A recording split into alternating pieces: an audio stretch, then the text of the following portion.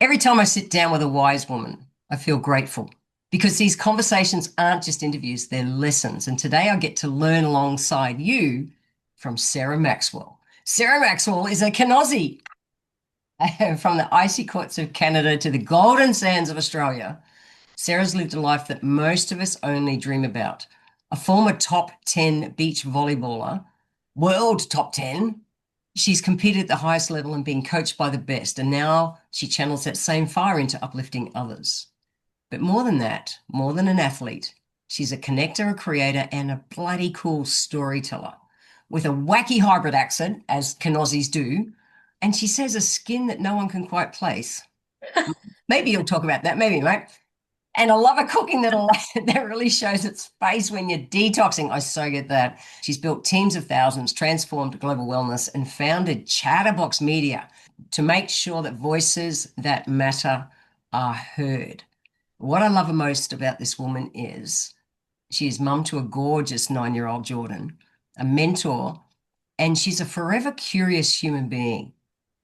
But when I think of her, my heart smiles. Hmm. Truly, you are just, if I had to think of the word nice, you Hmm. are always on my list of nice people in this world, Sarah. Oh, I Mm. need to, all the people I used to play volleyball against, I need them to hear that because they didn't always think I was nice. I think Well, it's a that's reaction. understandable. So let's start there. What took you from the icy courts of Canada to Brisbane, Australia? Welcome to the beaches in Australia. You've been here a long time now. Well, what brought you here? Well, you'd be surprised to know that some of the What? biggest beaches, for beach volleyball, are actually in Canada on the Great Lakes. So not even on our oceans, in the middle. I was thinking you played it on the coast. No, No. the lakes. So, well, I say that just to like kind of Yeah, big lakes, I but screwed Canada a little, but guess what? I didn't really live near those lakes. So anyway, never mind that. I had to still come to Australia to find beautiful sand. And to be honest, Australia was really about a dream I had to be a professional athlete. And I don't know exactly what I thought the word professional meant. I was mm, very sporty as a kid. I played baseball, um, with all the boys, and I was just all about sport, and I wanted to be a professional athlete, but there was no female professional athlete in our country. And Australia, I knew in different sports, they were professional.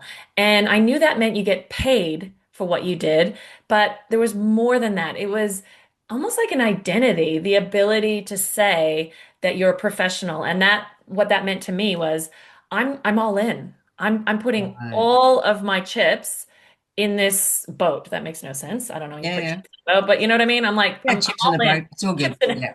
I'm such a gambler. Um, I but I on thought that potato note, chips.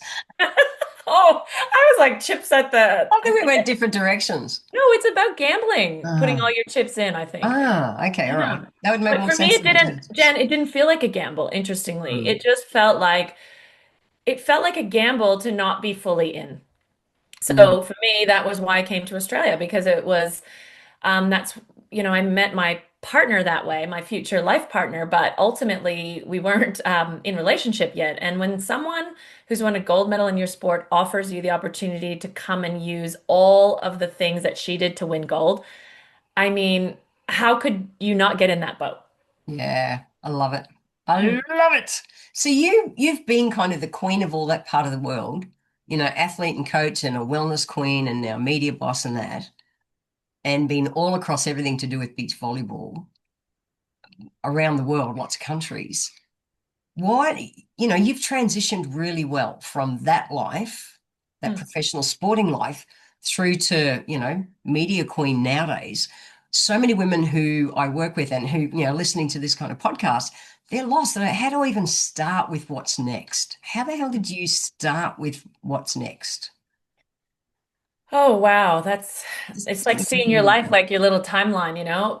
I have to say, only in retrospect do I see that my mom gave me Mhm. permission to constantly be transitioning to new versions of myself. And I think watching her be non-typical in how she was earning money, in how she was living her life, it just made me always clear that I wanted to follow passion, have a Mm. passion be basically I was always like looking for where's the economy around this passion? How can I get paid for what I love to do? And even volleyball was like that. I have to say that I always wanted to do the volleyball dream. And so, we'd get paid by the government of Canada. The money would go into my bank as I represented my country, let's say, in not such big amounts, so don't get excited, people. But still, I was, living my volleyball dream. And in a way, they didn't always feel related.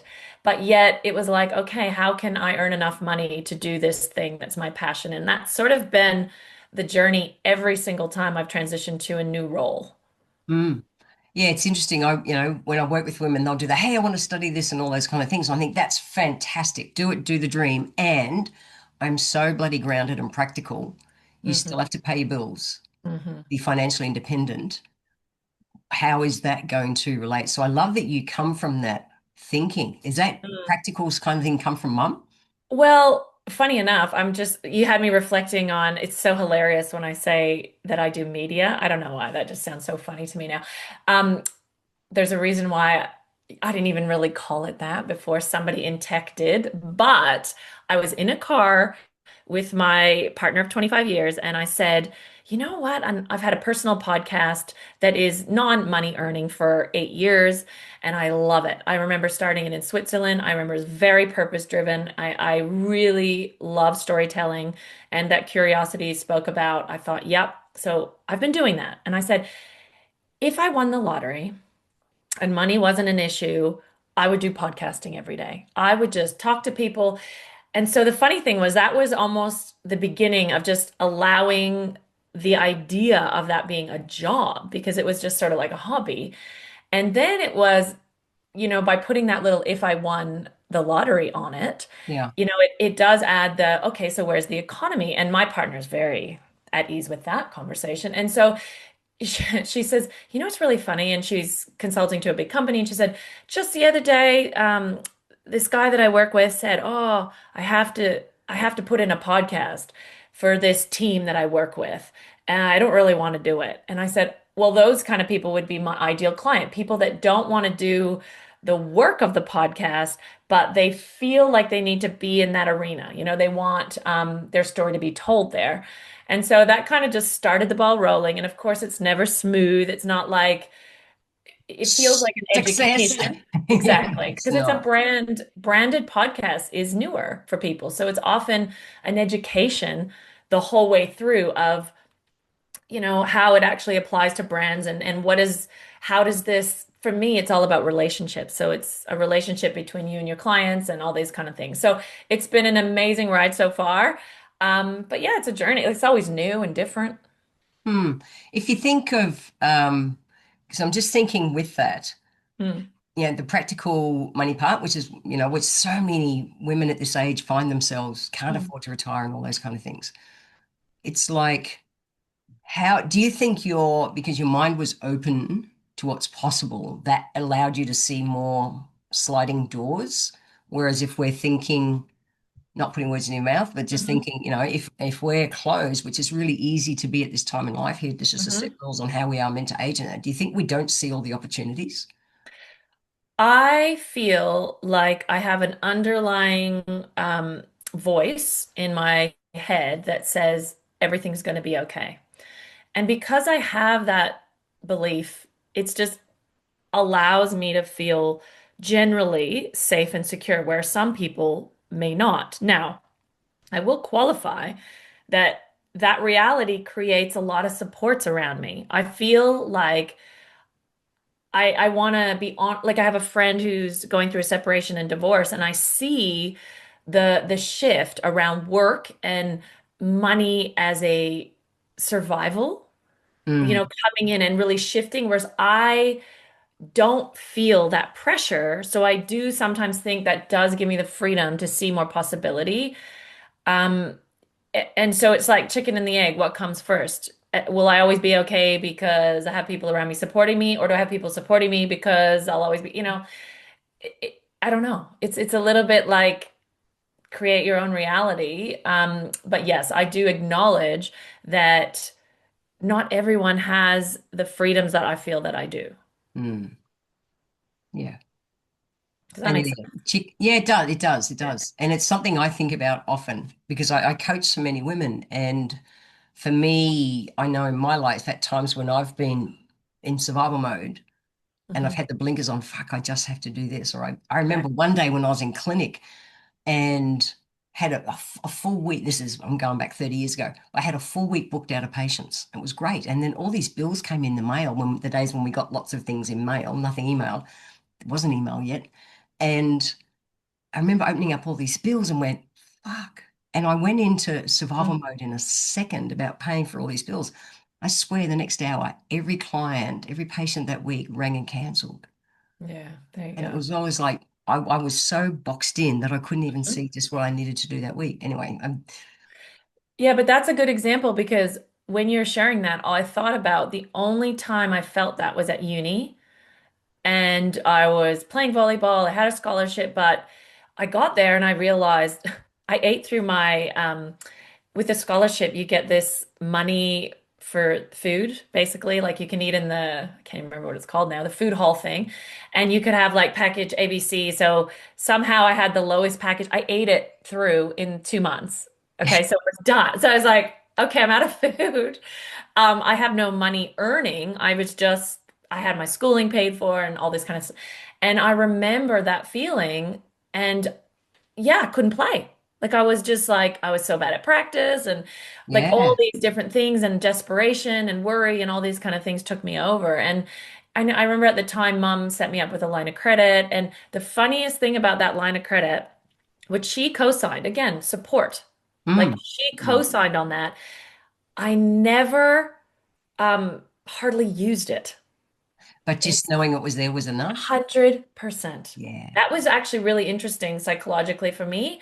Is Mm, again, whether that in itself was a support. It was yep. like just I noticed the difference in me, as you say about possibility. It Mm, was staggering. So I do acknowledge that if you mm. don't have someone signing for you there or that little buffer, if you will, yeah, it makes a huge difference. Yeah, I remember in that moment of fuck. Mm, I took a deep breath and I was in my naturopathic clinic and I made myself a chamomile tea mm, because chamomile we use emotionally to help us let go and trust. mm, And so it was like I remember having a cup of tea going, Jen, just do the next thing. Just do mm. the next thing. And my week, ended up booking out again and all the bills were paid and it was all great. But gee, it takes some trust sometimes, doesn't it? Mm. I love that you live with that. So I say I live with that trust nowadays. Haven't Yeah, always had it at different times in the past. yeah, I get it. Yeah, it's huge. So you've been that super producer on world stage kind of level, and now I know that stillness is one of your highest values. You are a busy mum and a businesswoman. How do you, what are your stillness kind of practices or rituals that you bring into your day so that it stays front of mind? How do you stay still? Yeah. Jen's like, tell me, tell me. Okay, Um, tell me. I want to know. oh, listen, staying still is a lot about noticing when you're not. It's the even that was revolutionary in itself. The realization that for me being now is noticing when I'm not there, when I'm like, my head's off in the clouds, or if even from a meditation point of view, once I notice that I'm not actually in the room and that my head is off doing groceries or planning or goal setting or whatever, even that noticing brings me back. But Mm, I want to say, just I'm going to use this word, whether it's true or not. I think I had my midlife crisis when I was like 30. Hopefully that doesn't mean I'm only living till 60. That's not what I'm thinking. But the midlife, I think, hit me a little earlier, and it revolves around stillness because I feel like I was transitioning while I was still a professional athlete. And what I mean is my values were changing. Like, I feel that as an athlete, a lot of the drive was to prove something to mm, myself and others. The prover was very present. And in order to do my best proving, I did a lot of therapy and a lot of courses and a lot of work on myself. And all of a sudden it's like something dawned on me. Like this is not what it's all about. Now, to do with stillness, I remember that we would travel from country to country every week. And I remember sitting in Norway, Stavanger, Norway. It's so beautiful. Like where we play, almost sometimes it's even on a barge. Like the fjords are there, and we hike up to Preikestolen. It's like amazing.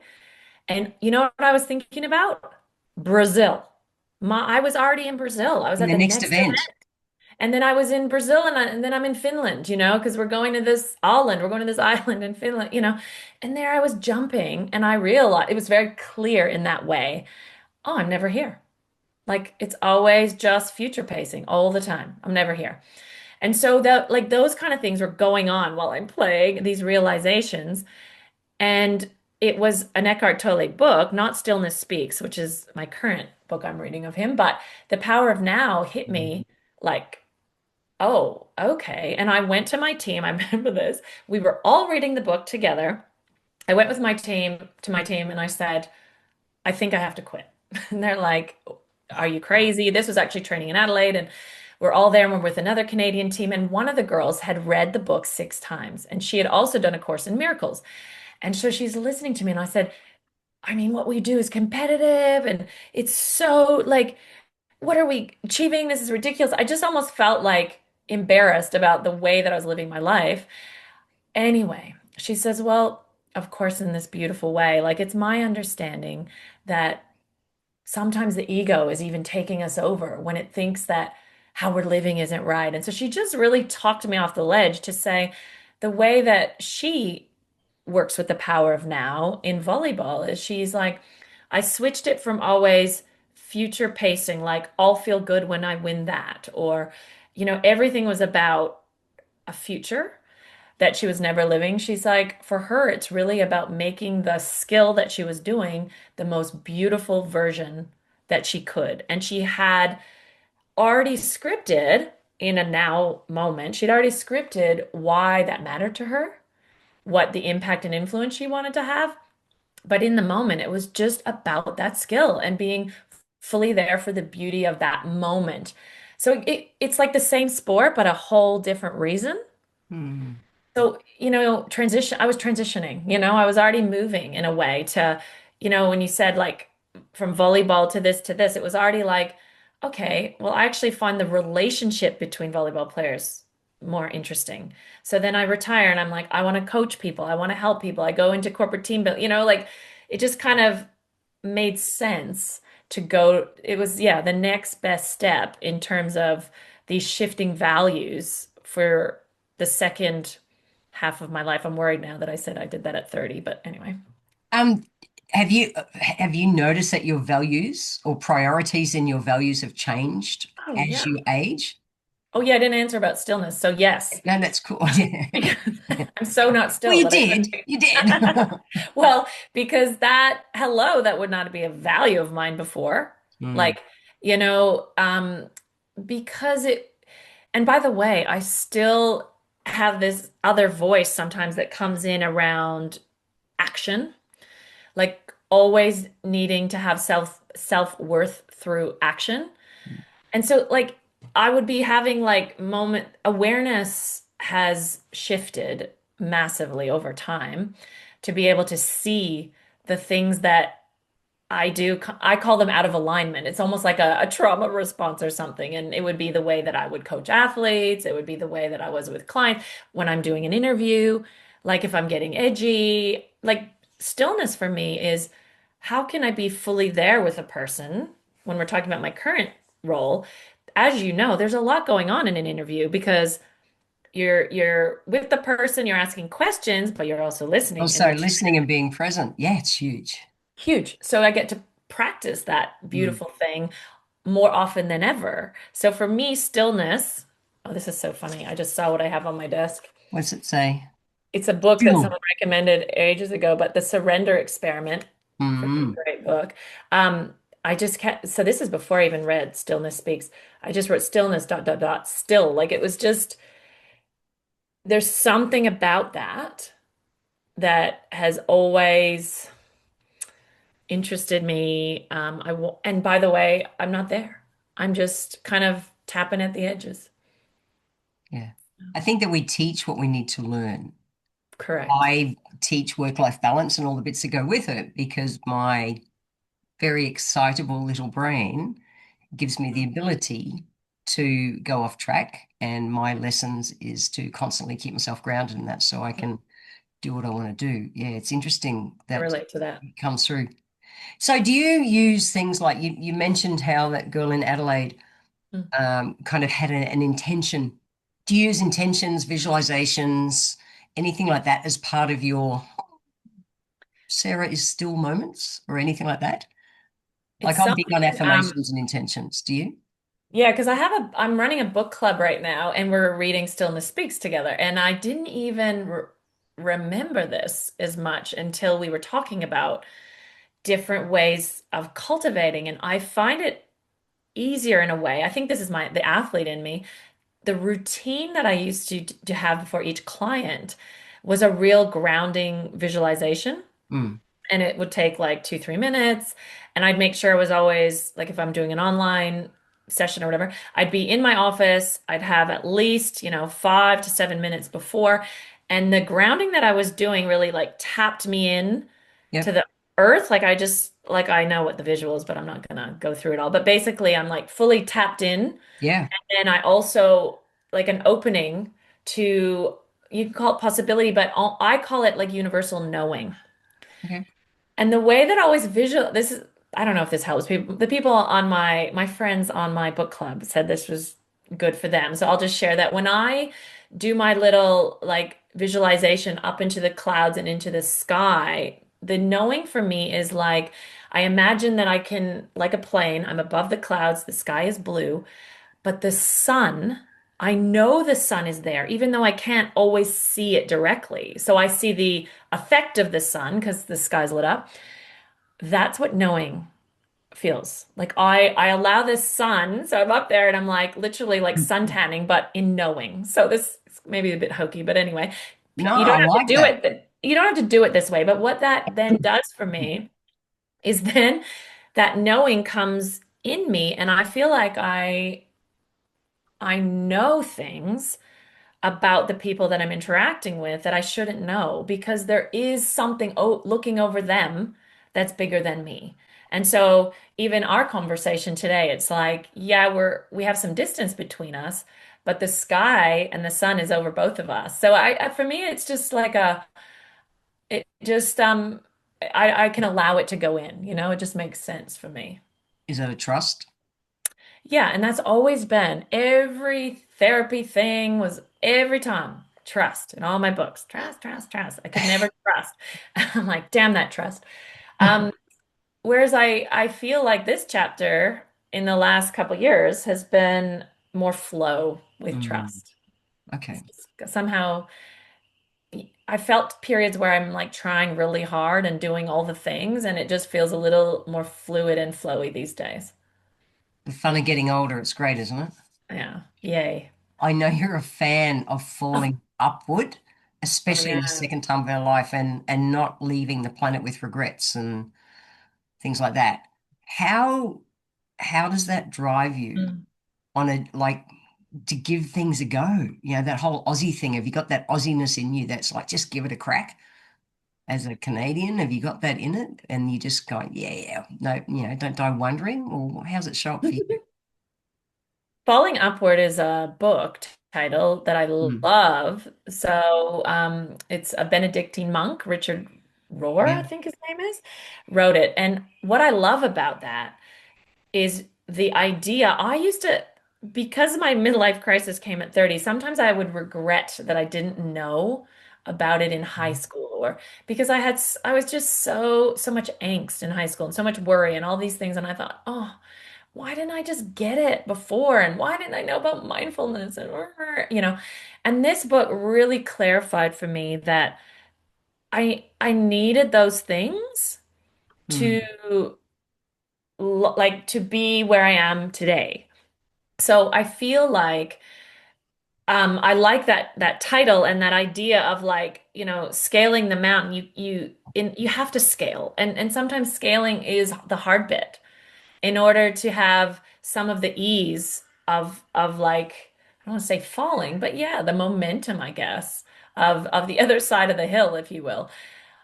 So does that answer why I do things? I just feel a little like I think this is age as well, but I feel a lot more at ease Yeah, with who I am and my quality. So like less apologetic. totally. I really get that one. So Mm. does it mean that life is, or your take on life is lighter or more fun with Oh, how you're playing this next half of your life? yeah, like even the books, it's interesting. I used to read really deep, heavy books. Mm. Like, no, fiction. Like things that I might have thought were frivolous before, I now move toward like my friends, oh, this is see, I even have a puppy. I mean, this is my puppy in the background. I mean, the fact that I Puppies have are a good. puppy means I'm more fun loving, even when it sees a turkey like it's doing right now.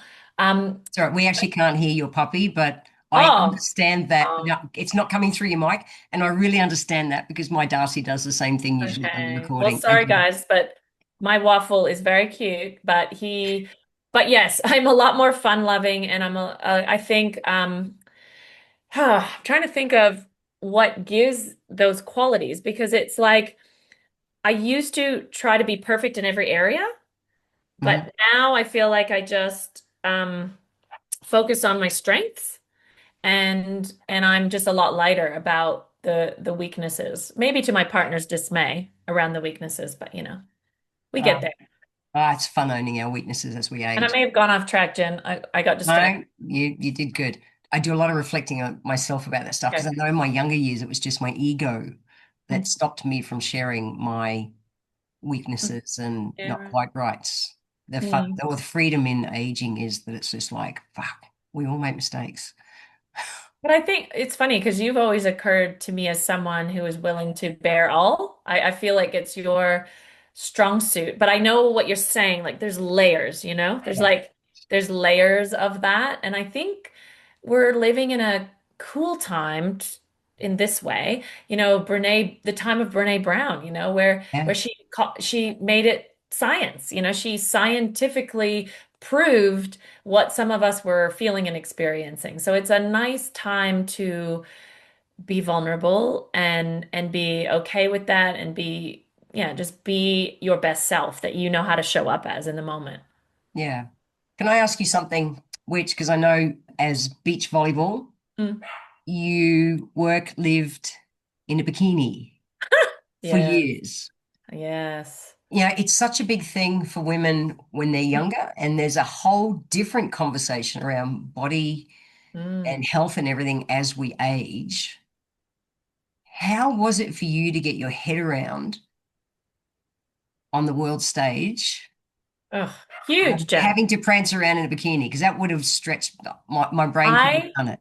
I never wore a bathing suit even to a pool party before that, Jen.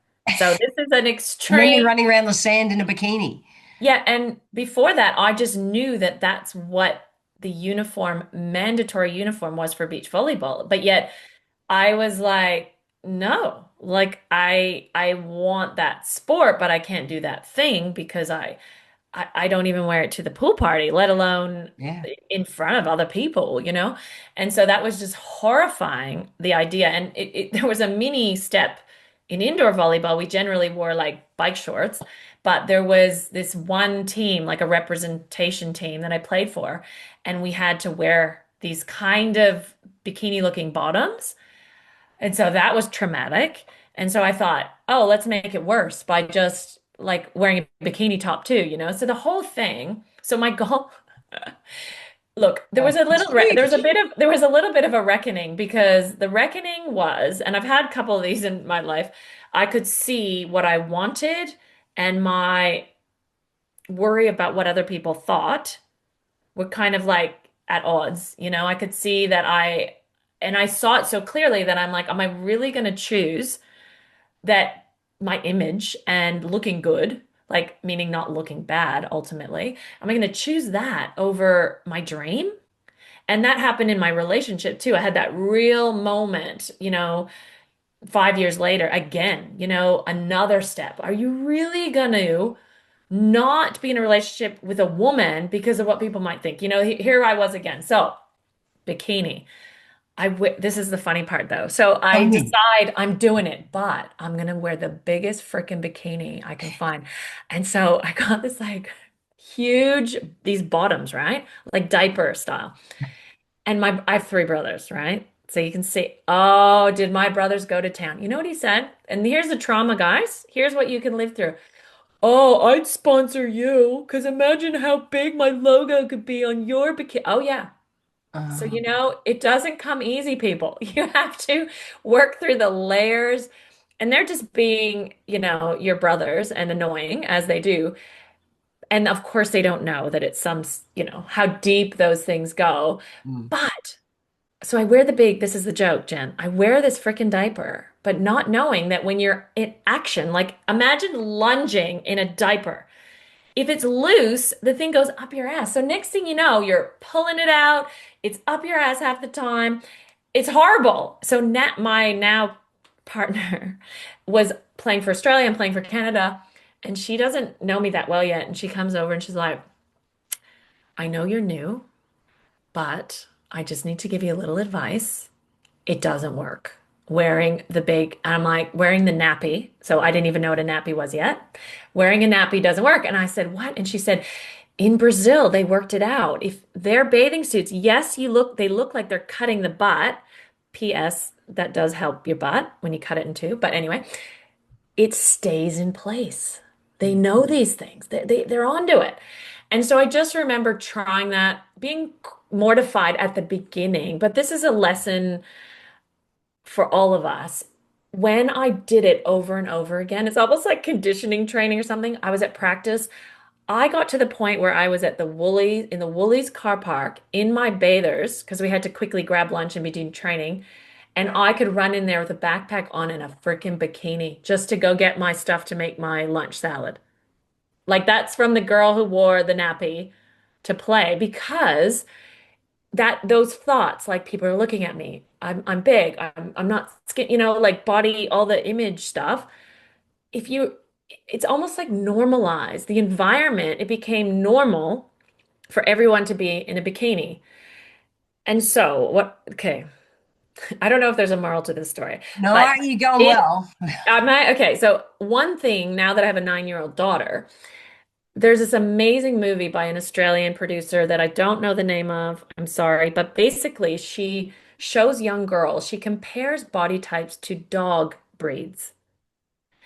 And I've used this multiple times now with my daughter. We talk about, sausage dog. We have a cavoodle. There's like one of these dogs at our schools, like looks like a horse. There's every dog has a different shape. Nobody goes, that dog's fat. That dog's like we don't use those words. It's just their body. And I think there's an element of that went on when we all practiced together with our different shapes. It wasn't about one shape that you're all trying to achieve. Now, that makes it sound like rainbows and sunshine. I mean, yes, there were still challenges, okay, around body shape and all that kind of stuff. But I will say I went from a very um, prudish way of being to a lot more free in my body. Mm, it's huge. Yeah. So I So I don't know whether we're all supposed to walk around in our bikinis, was but just going to say, I that's it. I'll mean, dig mine out today if I can go to the shops. if you go buy a roast chicken at the shops in your bikini and you take a photo, Send us a message. We want to know about this. That's a power move. But, that's but you're saying basically we become the more, it's like, the more we do anything, the more we come relaxed about it and desensitized to it. But it takes that courage initially, correct. And huge it's courage like to get to that. before we got on, you were talking about stories that we have in our mind. It's like, yeah, it reveals the stories, because they come fast and furious. But somehow, if you face them over and over, to me, the loop itself was interesting. It's like, huh, isn't that funny that I say that about myself all the time? And then my brothers would play on it. Oh, then now that's so you kind of see your story. And to me, once you see it, then you have some power because you're like, do I really want this to be my story the Yeah, whole just a time? story. Yeah. Yeah, we can create So different yeah, stories. correct. Awesome. So, at this time in our life, as you approach your wise women years, really seriously, right here, right now, in today's world, what do you think it means to be a wise woman? I freaking love that you have that as your title and brand, by the way. I love that about you. Um, what do I think it means? I don't think you have to be older to be wise. Oh, totally. I mean, when we say about certain people, like I'm just thinking even about a young person that you know as well that I worked with, that I just remember having this team of people, and the one that felt the wisest was the 20-year-old. And sometimes my daughter, before she even spoke, I looked at her and I'm like, what do you know that I don't know? Like there felt like a lot of wisdom. And I do feel that with children in particular, that they're closer to the source, their wisdom. And I think we take a little break in the middle. So maybe it's more like a pendulum. You come from source, then you work out all the things that's not the source, and then you start to go, oh, and maybe that's Back to source. yeah, and I love hearing from 80-year-olds these days. I was talking to you about a podcast that I love, only interviewing women over 80, and I would have not cared about that one freaking iota even 10 years ago.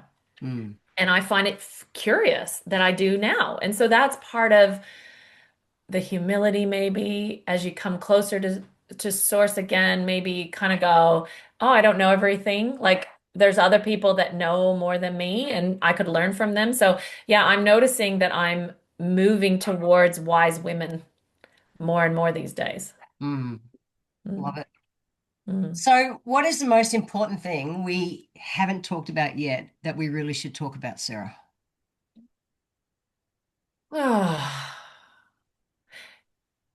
this is the most random thing, but it's on my I like mind because random. Come on, give I it know, to me. I knew you would. That's why we get That's why along. I like to throw that random in. Me and Jen on a stage. There's a lot of random. But I just, why? Because it's just happened with a friend. And the thing I want to talk about is judgment and like opinions. I was like, I'm having these realizations within myself. Like, okay, here's the example. I'm going to use one about what I did. I'm not going to throw my friend under the bus on this. But basically, one day I said to a friend a comment about her daughter with this assumption about a judgment I'd made about her daughter. Okay. So it's like, I make this comment like, well, you know how it is with, I'll just rename her with Sandy, when she does that thing. And my friend just like the mother didn't like react, like as in a knowing, like oh yeah, yeah, yeah. So it was kind of awkward. It was a bit weird. And I go away from that and I reflected, who died and made me the boss of that opinion? Like, when did I become the all-knowing, like, parent or even, someone who expert on kids or whatever? And I just really saw kind of like this string of pearls of all these opinions and judgments I have on other people. Now, yesterday, it's taken me like 24 hours to kind of feel why I was so triggered yesterday. Someone's opinions were like being laid on me heavy. And it triggered me because it's obviously something I'm kind of wondering about within myself, right?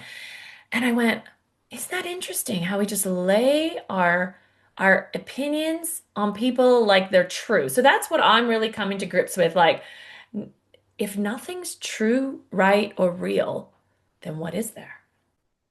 Oh, well, okay. Mm, So that I feel is like my huge change. Like my whole construct was righteousness, being right. To shift into if things are not true, right, or real is like totally different than how I used to orchestrate my life. So when I have that question, it changes everything for me. Like I just it's confronting. I mean, it's been a couple of years now, but it's getting easier to work with that. And I feel like I just get along with a lot more people. I'm a lot softer. I don't have to be a know-it-all anymore. It's real. I don't go to frickin' trivia night. They invite me to trivia night. I said, just so you know, I don't know one of the hell of those answers. All right. I have a degree. I don't know how. It's in neuroscience. I don't remember a freaking thing. I mean, I'm just gonna tell you, so it's just like I don't have to know it all. I actually basically know nothing, and I'm still really fun. Oh my God, you're so much fun. I love it. I love it. I love it. I had the crazy affirmation when I was in my corporate days because I have a very practical and can see the threads of things really easily.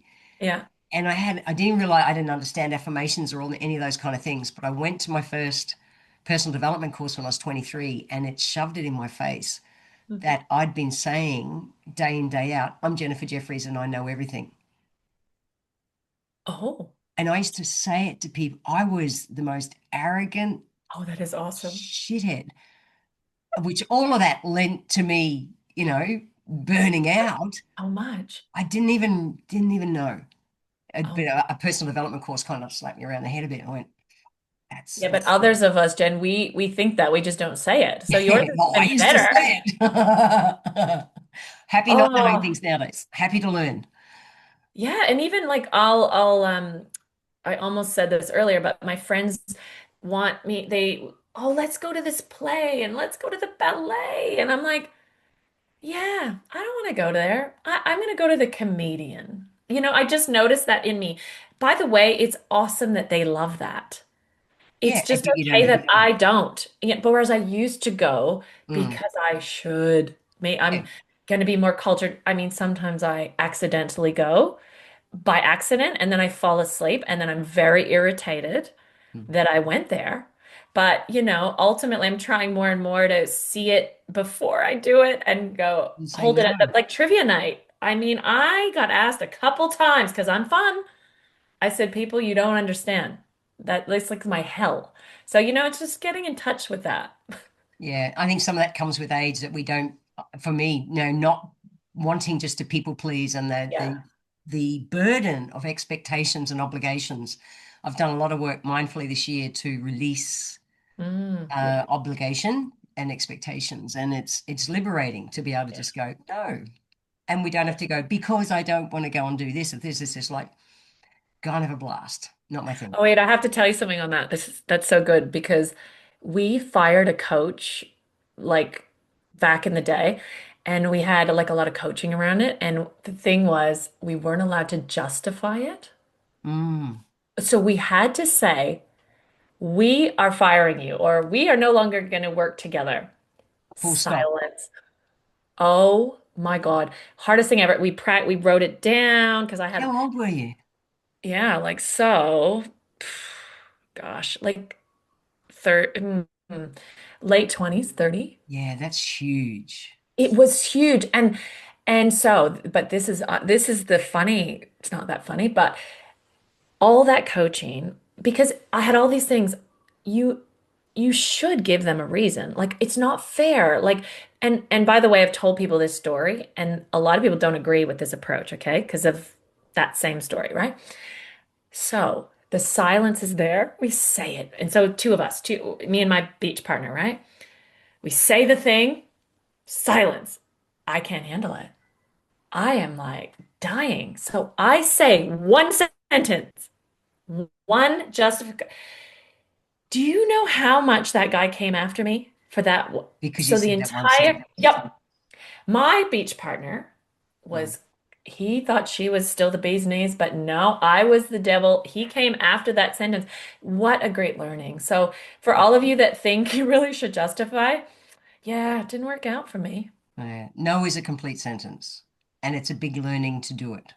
But Hmm. it makes a big difference when we do it. I know it's been a big one for me to learn too. I love it. That's a great example. Mm. It was So hard with though. all your wisdom of today, Miss Sarah Maxwell, you went Mm. back to your 18-year-old self. Oh, As the wise woman you are today, what piece of advice would you give her? don't care what they think. Oh, I love it. Like, I mean, probably could say it better, but I mean, imagine, imagine if I felt free and just owned it without the good opinion of others. which in tail would have meant I didn't have to have opinions about them. I'd had a lot more space in my brain if I wasn't analyzing and judging everyone. Because ultimately that's what it is. Like I'm doing it. So I think everyone else is doing it, you Mm. know? And a friend that we mutually have, we go on a trip together. There's a plunge pool in this Bali trip that we're on together. And I am like, oh, I'm not getting naked. And I'm being all like reserved. And she says, just so you know, I'm too busy analyzing my own body to look at yours. I mean, that's what I needed to know at 18. Mm. Yeah, That. love it. Sarah Mm. Maxwell, so much amazing wisdom. How can our listeners find you and follow you? Because you have your own pod, you have other things out there. How can Oh, people yeah, keep maybe I can should say continue to that. You know why? I'm doing a series right now on women who have amazing careers, really interesting, intriguing careers. Because I feel sometimes like we don't get exposed to enough options when we're young. So it's really like, funny, we're talking 18-year-olds, 18 to 25-year-old women. I want them to hear about all these possibilities Mm. of career. And that's called In the Game. In the Game is the name of Yeah. your podcast. You Yes. got to And it's it? about Cool. being in the game of life, people, and not Right. watching from the sidelines. Okay. So don't think it's a sporty podcast. It is, don't worry. Just come. There's amazing women like Jen, and it's not all women. There's a lot of amazing stories. So in the game, and you just put my name after it. So they can search in any of the podcast platforms for In That's the right. Game, Sarah Maxwell. Correct. And it'll come up. And then maybe LinkedIn. So Sarah under Sarah Maxwell on LinkedIn, you can find me. Awesome. Thank you for your time, Awesome. for your heart, for your wisdom. Jen, I mean, if we have to do podcasts to hang out, I'm in. I'm so into it. Always take time to hang out with you. Thanks, chick. Awesome. Take care, Jen.